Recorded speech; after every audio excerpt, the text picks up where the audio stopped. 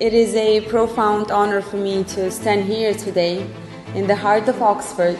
Bugun Oksfordning yuragida turib, Oksford o'zbek tilini o'rganish dasturining ochilishini nishonlash men uchun ulkan sharafdir.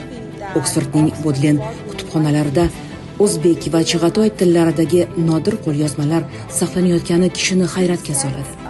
Ushbu o'lmas satrlar uzoq o'tmishdan aks sado berib, bugun yangi dasturimiz tufayli ular yangi avlod olimlariga o'z sirlarini ayta oladi. Oksford nafaqat bilim, balki bu uchrashuv demakdir. Umid qilamanki, bugun O'zbekiston ushbu uchrashuvning muhim ishtirokchisiga, jo'r ovoziga, omma o'rtasida hikoyaga, ham o'rganadigan, ham o'rgatadigan madaniyatga aylanadi. Ushbu dastur shunchaki akademik dastur emas, balki Sharq va G'arb, o'tmish va kelajak, O'zbekiston va dunyo o'rtasidagi ko'prik bo'lishiga chin dildan ishonaman. Between Uzbekistan and the world. Thank you. Welcome to you and your delegation. There's one other matter I'd quite like to. Biz O'zbekiston Respublikasi Prezidenti administratsiyasi rahbari Saida Mirziyoyeva xonimning ishtirokidan ulkan sharaf hissini tuyamiz.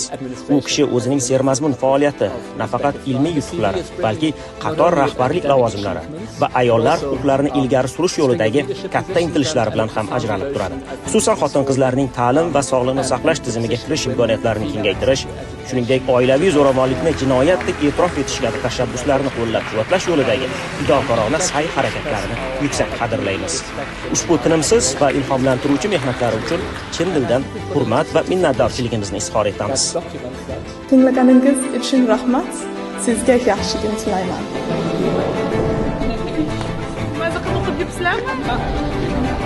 Assalomu alaykum. I believe you're Nikolay Kontovas, right? Yes, I am. Uzbek is impressive.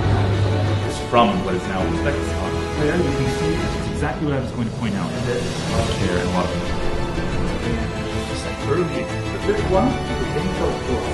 Thank you so much again for your Rahmat.